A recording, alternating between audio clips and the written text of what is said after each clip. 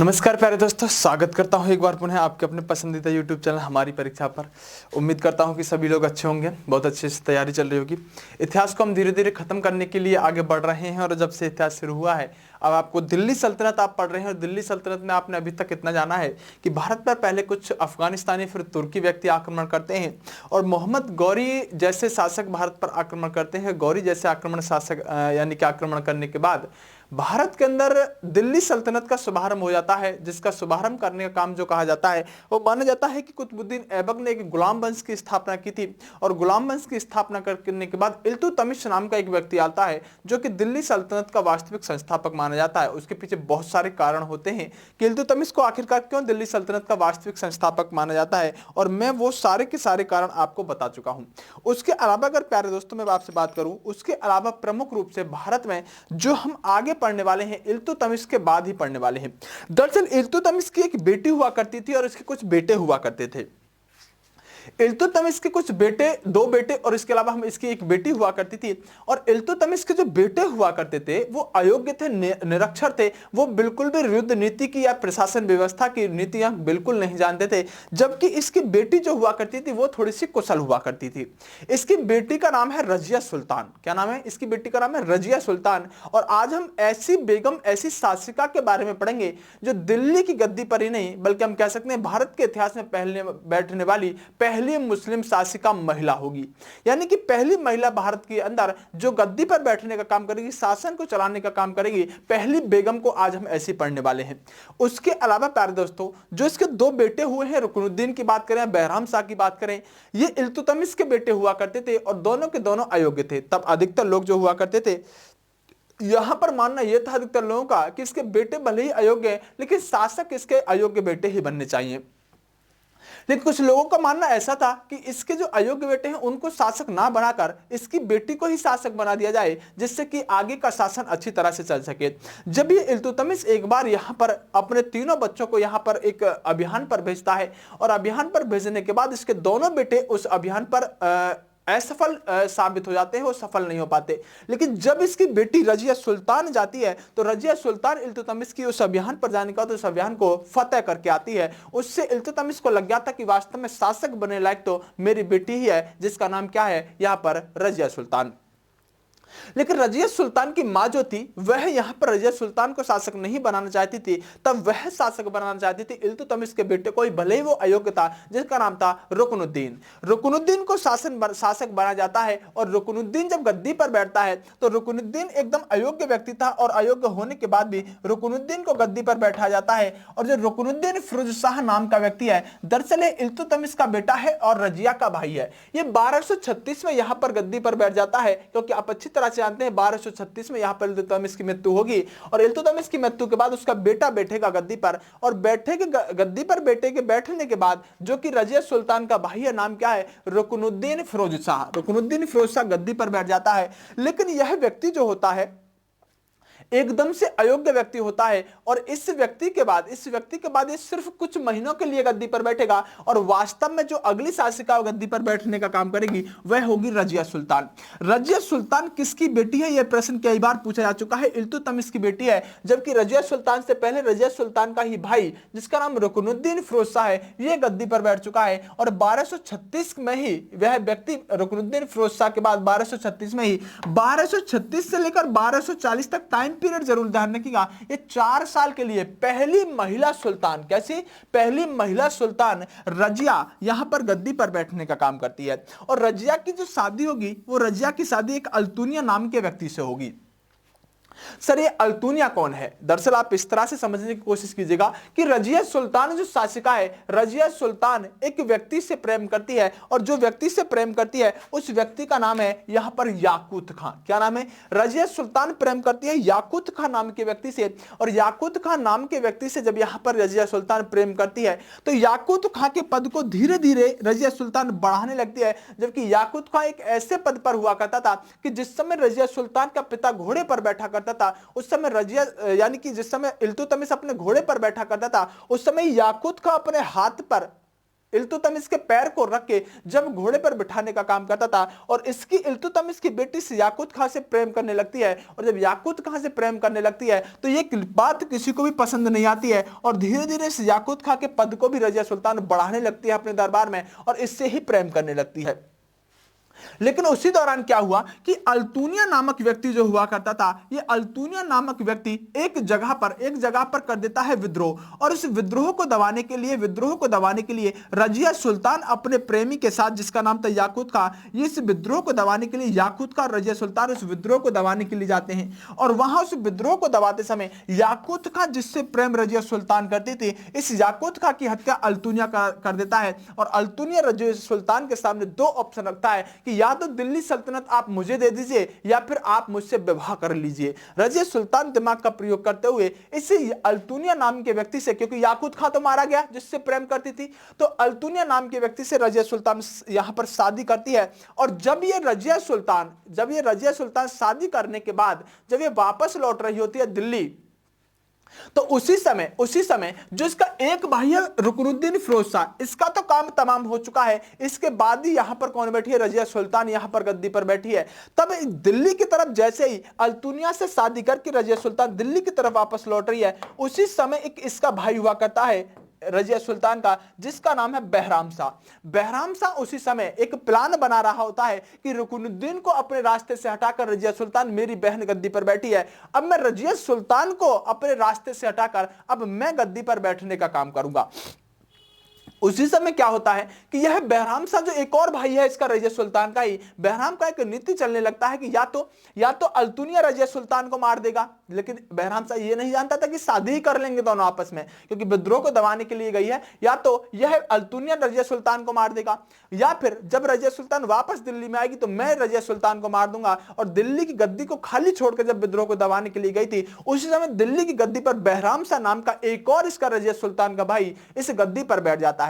लेकिन जब अल्तुनिया के साथ शादी कर लेती है रजिया सुल्तान, तो दिल्ली की गद्दी पर बैठ चुका बहराम शाह को अब समझ में आने लगा ये तो पासा ही पलट गया। तब क्या करता है कि जब अल्तुनिया के साथ शादी करते हुए रजिया सुल्तान जब दिल्ली की तरफ बढ़ रही होती है, तो इसका रजिया सुल्तान का ही भाई जिसका नाम बहराम शाह था, ये कैथल के समीप आते ही सोते हुए दोनों अल्तुनिया और रजिया सुल्तान पर यहां पर हमला करा देता है, और रजिया सुल्तान को 1240 में ही कैथल के समीप ही यहां पर मरवा देता है। यानी कि रजिया सुल्तान को इसके भाई ने ही, जिसका दूसरा भाई था बहराम शाह, इसने मरवाने का काम किया है। अल्तुनिया को भी मरवा दिया, जबकि याकूत खां को किसने मार दिया? अल्तुनिया ने मार दिया। और यहां से रजिया सुल्तान का चैप्टर समाप्त हो जाता है। आपसे प्रश्न पूछा जाएगा, आपसे पहली महिला सुल्तान पूछा जाएगा, आपसे यहां पर 1236 से 1240 तक का टाइम टेरेनोर पूछा जाएगा। आपसे पूछा जाएगा रजिया सुल्तान से पहले उसका कौन सा भाई शासक बना? तो रुकनुद्दीन फिरोज शाह यहां पर शासक बना। रजिया सुल्तान के बाद इसका रजिया का भाई शासक बनेगा, जिसका नाम होगा बहराम शाह, और उसी के बारे में अभी मैं आपसे बात करने वाला हूं। जितने प्रश्न आपसे बन सकते हैं आपके सामने मैंने निकाल के दिए। एक प्रश्न बन जाता है कि इस रजिया सुल्तानी का मकबरा कहां पर है, तो ध्यान रखिएगा इसके मकबरे के बारे में थोड़ा सा विरोध है। कुछ लोग मानते हैं कि इसका मकबरा कैथल के अंदर है, जबकि कुछ लोग मानते हैं इतिहासकार कि इसका मकबरा दिल्ली के अंदर है। तो इस चीज को क्लियर रखिएगा, दिल्ली आपको कैथल दोनों में से एक मिलेगा। वैसे दिल्ली कैथल दोनों ही यहाँ पर मकबरे माने जाते हैं। कुछ लोगों का मानना है कि कैथल में मकबरा है रजिया सुल्तान का, कुछ लोगों का मानना है कि दिल्ली के अंदर मकबरा है रजिया सुल्तान का। फिलहाल मैंने आपको इतना बताया कि इसके बाद एक व्यक्ति था जिसका नाम था मुइजुद्दीन बहराम शाह। मुइजुद्दीन बहराम शाह वही व्यक्ति है जिसने रजिया सुल्तान को कैथल के अंदर मरवा दिया था, और रजिया सुल्तान का ही भाई था, और इस भाई ने ही यहां पर रजिया सुल्तान को कैथल के अंदर मरवाने के बाद ये गद्दी पर बैठ जाता है। क्योंकि 1240 में कौन मर गई? 1236 से 1240 तक रजिया सुल्तान का कार्यकाल है, और रजिया सुल्तान की 1240 में क्या हो जाती है? यहां पर मृत्यु हो जाती है। 1240 से लेकर 1242 तक ये बहराम शाह नाम का व्यक्ति जो रजिया सुल्तान का दूसरा भाई है, ये गद्दी पर बैठने का काम करेगा। इसके बाद छोटे छोटे शासक गुलाम वंश में आगे बढ़ने लगेंगे और एक व्यक्ति होगा जिसका नाम होगा अलाउद्दीन मसूद शाह। क्या नाम होगा? अलाउद्दीन मसूद शाह। ये अलाउद्दीन मसूद शाह नाम का व्यक्ति इस बहराम शाह के बाद गद्दी पर बैठेगा। अब आपको सिर्फ क्रम याद रखना है कि बहराम शाह के बाद कौन गद्दी पर बैठा? अलाउद्दीन मसूद शाह गद्दी पर बैठा। और अलाउद्दीन मसूद शाह की गद्दी पर बैठने का समय जब 1242 से 1246 तक ये गद्दी पर बैठने का काम करेगा। ये दो व्यक्ति हैं, इनके बारे में कुछ ज्यादा नहीं है, सिर्फ इतना टाइम पीरियड इनका ध्यान रखिएगा कि कब से कब तक गद्दी पर बैठे हैं। 1236 से 1240 तक रजिया सुल्तान बैठी। 1240 से लेकर 1242 तक रजिया सुल्तान का दूसरा भाई बहराम शाह बैठा। और 1242 से 1240 तक बैठने का काम यहां पर अलाउद्दीन मसूद शाह करेगा। इसके बाद की कहानी को थोड़ा सा समझने की कोशिश करते हैं। इसके बाद क्या होता है, आइएगा। इसके बाद अगला शासक बनता है जिसका नाम है नसरुद्दीन महमूद शाह। नसरुद्दीन महमूद शाह 1246 से लेकर 1265 तक यहां पर गद्दी पर बैठने का काम करेगा। अब समझो थोड़ी सी कहानी को। जब नसरुद्दीन महमूद शाह नाम का व्यक्ति गद्दी पर बैठा तो ये एक ऐसा व्यक्ति था, नसरुद्दीन महमूद शाह नाम का व्यक्ति, जो कि अपने साम्राज्य के अंदर बहुत उदारवादी बनकर रहता था। और इस व्यक्ति का मानना ऐसा था कि कुछ भी नहीं है जो शासक बादशाह बनने में कुछ भी नहीं है, तब ये खजाना है, जितना पैसा है सभी जनता का है और जनता के लिए ही है, इस सभी को जनता के अंदर बंटवा देना चाहिए।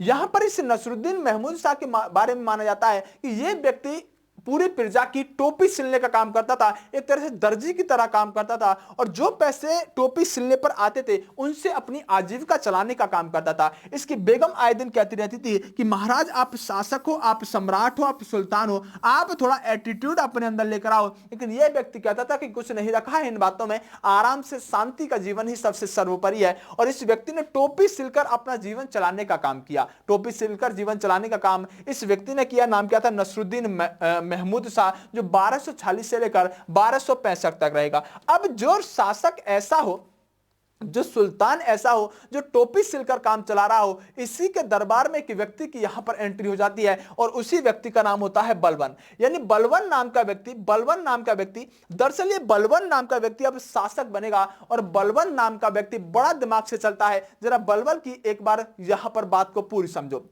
नसरुद्दीन महमूद शाह जो टोपी सिलकर काम चला रहा है, बलवन अपनी बेटी की शादी कर देता है नसरुद्दीन महमूद शाह से।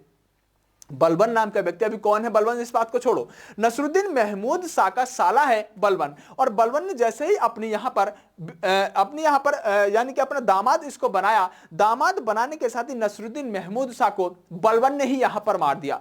दरअसल नसरुद्दीन महमूद शाह इस बलवन को अपना प्रधानमंत्री, वजीर या काजी बना लेता है और अपने दरबार में नसरुद्दीन महमूद शाह अपने दरबार में बलवन को रखने लगता है। कुछ दिन बाद बलवन इसे नसरुद्दीन का ही काम तमाम कर देता है और गद्दी पर बैठ जाते हैं इनके साले साहब, जिनका नाम क्या था? बलवन। तो यहां से शुरू होता है बलवनी वंश। अभी तक हम गुलाम वंश ही पढ़ रहे हैं और गुलाम वंश के अंदर जो शासक गद्दी पर बैठता है वो अपने नाम से एक वंश शुरू कर देता है। जैसे कि आपने पढ़ा होगा कुतुबी वंश, जैसे कि आपने पढ़ा होगा बलवनी वंश। ये बलवन गद्दी पर बैठा तो बलवनी वंश शुरू कर दिया। दरअसल ये सभी गुलाम वंश के अंतर्गत चलने वाले वंश हैं, जो गुलाम वंश के अंतर्गत चल रहे थे। नसरुद्दीन शाह की मृत्यु करने के बाद अब गद्दी पर बलवन बैठ जाता है। और बलवन के बारे में अगर हम बात करें तो ये इल्तुतमिश का गुलाम था।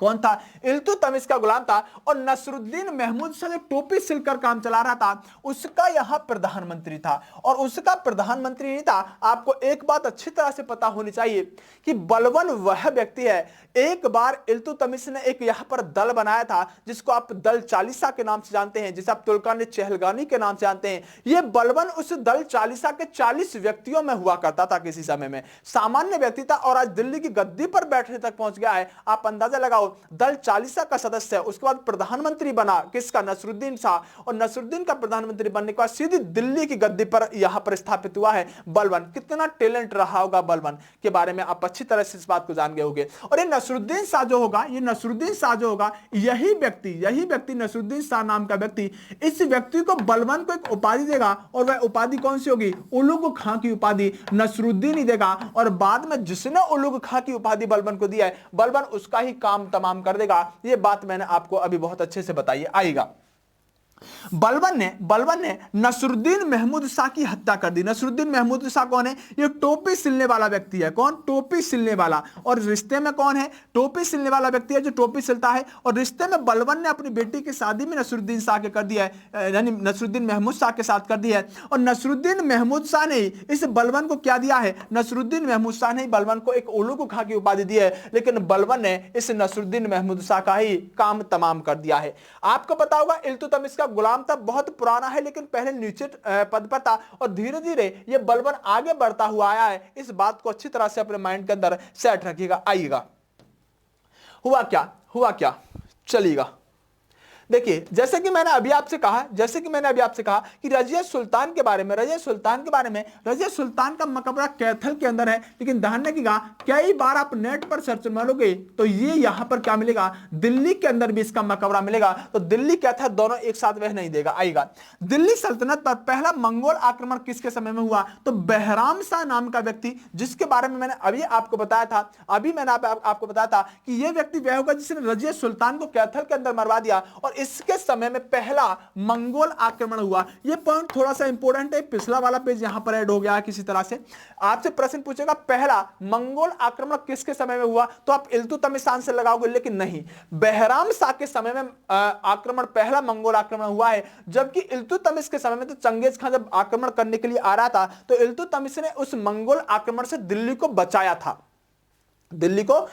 था, जबकि हम बात करें कि सफल आक्रमण बहराम शाह के समय में हुआ है और बलबन के समय में भी होगा। ये दिल्ली का, यानी रजिया सुल्तान का मकबरा दिल्ली या कैथल के अंदर है और बहराम शाह जो रजिया सुल्तान का भाई था, इसी के समय में पहला मंगोल आक्रमण हुआ। ये 2 पॉइंट आपको अपने मस्तिष्क के अंदर सेट रखने होंगे, लेकिन ये रजिया सुल्तान वाले में आपको ऐड करने होंगे अगर आप नोट्स में ऐड कर रहे हो। आइएगा, देखिए, जो बलबन है प्यारे दोस्तों, जो बलबन है, इस बलबन ने को वंश चलाया जो बलबनी वंश के नाम से कहलाया। और बलबन ने शासन किया दिल्ली सल्तनत पर 1265 से लेकर 1287 तक। इसका पूरा नाम हुआ करता था बहाउद्दीन बलबन, पूरा नाम बहाउद्दीन बलबन। इस बलबन के अगर हम बात करें बेटे का नाम था एक का शहजादा मोहम्मद। और शहजादा मोहम्मद के अगर हम बात करें तो हम कह सकते हैं बलबन के शहजादा मोहम्मद के दरबार में 2 कवि रहा करते थे, जिनका नाम था अमीर खुसरो और अमीर हसन। इसका एक बेटे का नाम हुआ करता था बुगरा खां। क्या नाम था? बुगरा खां। तो शहजादा मोहम्मद के बारे में तो ज्यादा उल्लेख नहीं मिलता, लेकिन वंश चलता है यहां से आगे। यानी बुगरा खां किसका बेटा है? आप कहेंगे बलबन का बेटा है बुगरा खां। और अगर हम बात करें बुगरा खां का एक बेटा होगा जिससे आप क्या कहेंगे? जिससे आप कैकुवाद कहेंगे। क्या कहेंगे? कैकुवाद कहेंगे। और कैकुवाद का एक बेटा होगा जिसको आप क्या कहोगे? जिसको आप क्यूमर्स कहोगे। क्या कहोगे? जिसको आप क्यूमर्स कहोगे। यानी कि आप कह सकते हैं बलबन का बेटा कौन हुआ? बुगरा खां हुआ। बुगरा खां का बेटा कौन हुआ? कैकुवाद हुआ। और कैकुवाद का बेटा कौन हुआ? क्यूमर्स हुआ। अगर आप बात करें तो कैकुवाद जो रहेगा वो 1287 से लेकर क्योंकि बलबन खत्म हो जाएगा तो 1287 से लेकर 1290 तक रहेगा। जबकि क्यूमर्स जो रहेगा ये 1290 से लेकर 1290 तक ही रहने का काम करेगा। और 1290 में इस क्यूमर्स नाम के व्यक्ति की हत्या एक व्यक्ति करेगा जो जलालुद्दीन नाम का व्यक्ति होगा। और वहीं से खिलजी वंश की, यानी तुगलक वंश की वहीं से स्थापना होने का काम करेगा। उसी बात को हम आगे पढ़ेंगे। आइएगा, खिलजी वंश की स्थापना करेगा जलालुद्दीन खिलजी। बिल्कुल आगे बात करते हैं। आइएगा, देखिए, जैसे कि मैंने यहां पर लिखा है, ये सिर्फ मैंने जो यहां लिखा है, जो चीज मैंने यहां ऊपर लिखी है, आप कह सकते हैं बुगरा खां के बाद कैकुबाद के बाद क्यूमर्स और टाइम पीरियड है। और ये बलबन के ही क्या है? पुत्र है। बलबन का बेटा बुगरा खां का कैकुबाद का क्यूमर्स। ये बस यहां पर टाइप हो गया है, उसी तरह से यहां पर टाइप हो गया है। आप कह सकते हैं ये जो कैकुबाद है किसका बेटा है? इससे पहले हम कह सकते हैं बुगरा खां का बेटा है।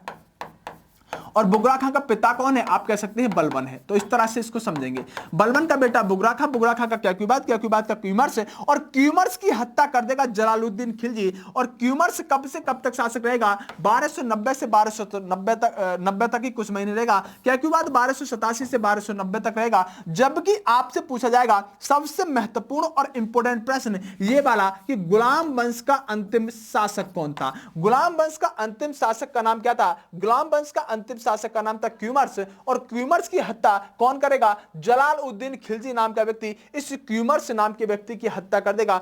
आप बहुत अच्छी तरह से इस बात को समझ पाओगे। मैं आगे चलता हूं और मुझे जो पढ़ाना है यहां पर बलबन के बारे में पढ़ाना है। सबसे पहले क्या पढ़ाना है? बलबन के बारे में पढ़ाना है।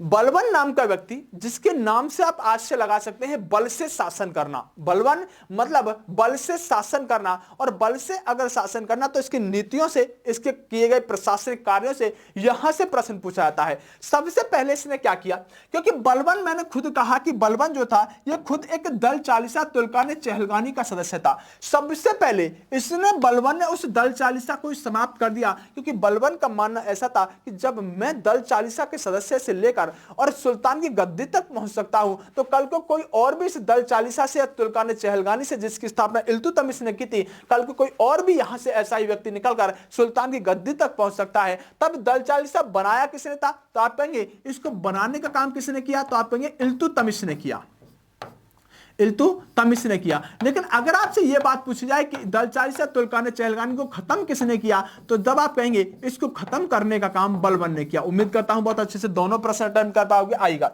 दीवाने अर्ज विभाग का गठन, जो कि एक सैन्य विभाग था। दीवाने अर्ज विभाग का गठन जो एक सैन्य विभाग था, और इसने यहां पर दीवाने अर्ज विभाग की स्थापना की। और यह व्यक्ति अपने आप को भगवान के बाद दूसरा व्यक्ति खुद को समझता था। बलबन नाम का व्यक्ति भगवान के बाद, पैगंबर के साथ दूसरा व्यक्ति खुद को समझता था। यह अपने आप को जिल्ले इलाही की उपाधि से नवाजता था। किससे? जिल्ले इलाही से। और जिसका मतलब क्या होता है? खुदा की छाया। मतलब यह कहता था कि या तो दुनिया में पहले नंबर पर भगवान यानी खुदा है, और दूसरे नंबर पर अगर कोई है तो दूसरे नंबर पर मैं हूं बलबन, और मैं खुदा की छाया हूं, जिसकी वजह से यह अपने आप को जिल्ले इलाही कहलवाता था। आपसे पूछा जाएगा कि जिल्ले इलाही की उपाधि किसने धारण की? आप कहेंगे जिल्ले इलाही का मतलब होता है खुदा की छाया, और जिल्ले इलाही की उपाधि धारण करने वाला व्यक्ति वही था जिसने बल से शासन किया। बल से मतलब बलवान व्यक्ति ऐसा था जिसने जिल्ले इलाही की उपाधि धारण की, और इसने अपने आप को यहां खुदा की छाया कहलवाया। बलबन इतना बल से शासन करता था कि इसने अपने शासन में दो चीजें चलवाई, एक था सिजदा, एक था पैबोस। इस व्यक्ति का मानना था कि जब भी मैं दरबार के अंदर आया करूं तो दरबार के अंदर आते समय हर व्यक्ति मुझे झुककर सिजदा करेगा, और सिजदा करने के साथ साथ ही पैबोस का मतलब होता था कि जब मैं दरबार के अंदर आया करूं तो हर व्यक्ति मेरे पैर के अंगूठे को चूमने का काम करेगा। ये दो तरह की व्यवस्था सिजदा और पैबोस बलबन ने अपने शासन काल के अंदर शुरू कराई। कितना क्रूर शासक होगा, कितना बल से शासन करने वाला व्यक्ति होगा, यह बात आप यहां से अंदाजा लगाइएगा कि बलबन ने एक नीति चलवाई, जिस नीति को आप रक्त एवं लोहे की नीति कहते हैं। यानी रक्त एवं लोहे की नीति, वैसे तो हम जर्मनी के एकीकरण की बात करें तो जर्मनी की देन होती है लोह एवं रक्त की नीति, लेकिन बलबन के शासनकाल में रक्त एवं लोह की नीति यहां पर शुरू की गई है, जिसका मतलब यह था कि अगर बलबन के दरबार में कोई भी व्यक्ति अगर किसी भी तरह का क्राइम कर देता था, और ज्यादा गंभीर क्राइम करने पर बलबन उस व्यक्ति को चौराहे पर ले जाता था, और उसका कहना था कि इस व्यक्ति को आधा मिट्टी के अंदर धसाइएगा, और मिट्टी के अंदर आधा धसाने के बाद इस पर एक बहुत बड़े हथौड़े से इसके सर पर प्रहार करके इसको जमीन में गाड़ने का काम कीजिएगा। जब इस पर हथौड़ा पड़ता था तो लोह मतलब लोहे का हथौड़ा, और रक्त मतलब खून निकलता था। इतना क्रूर शासक हुआ करता था। लोह रक्त की नीति की शुरुआत वैसे तो जर्मनी से हुई थी, लेकिन भारत में कौन सा दिल्ली सल्तनत का शासक ऐसा था जिसने लोह एवं रक्त की नीति शुरू कराई? आप कहेंगे बलबन ऐसा शासक था जिसने लोह एवं रक्त की नीति शुरू कराई। भारत के अंदर ये एक अच्छा काम इसने किया है, जो कि इसने पारसी त्योहार हुआ करता था, नौरोज या नवरोज। क्या? नौरोज या नवरोज एक पारसी त्योहार हुआ करता था। इसकी शुरुआत करने वाला व्यक्ति कौन था? तो बलबन ने नौरोज या नवरोज पारसियों का त्योहार है। किसका? पारसियों का त्योहार है। इसको शुरू करने का श्रेय किसको जाता है? बलबन को जाता है। तो सिजदा पैबोस से अंदाजा लगा सकते हैं बलबन के बारे में। उसके अलावा रक्त एवं लोहे की नीति से अंदाजा लगा सकते हैं कि कितना क्रूर शासक बलबन रहा था। इसके बाद आइएगा, देखिए गयासुद्दीन बलबन जो था, बहउद्दीन गयासुद्दीन बलबन, इसने दिल्ली पर यहां पर जो दिल्ली को जो मंगोलों का आक्रमण था उससे बचाने का काम किया था। इसलिए दिल्ली सल्तनत का रक्षक किसे कहा जाता है? ये एक अच्छा प्रश्न आता है। अगर आपसे यह प्रश्न पूछा जाए कि मंगोलों को यानी दिल्ली सल्तनत को मंगोलों के आक्रमण से किसने बचाया, आंसर लगाएंगे। बहुत कंफ्यूजन होता है, ध्यान से सुनिएगा मेरी बात को।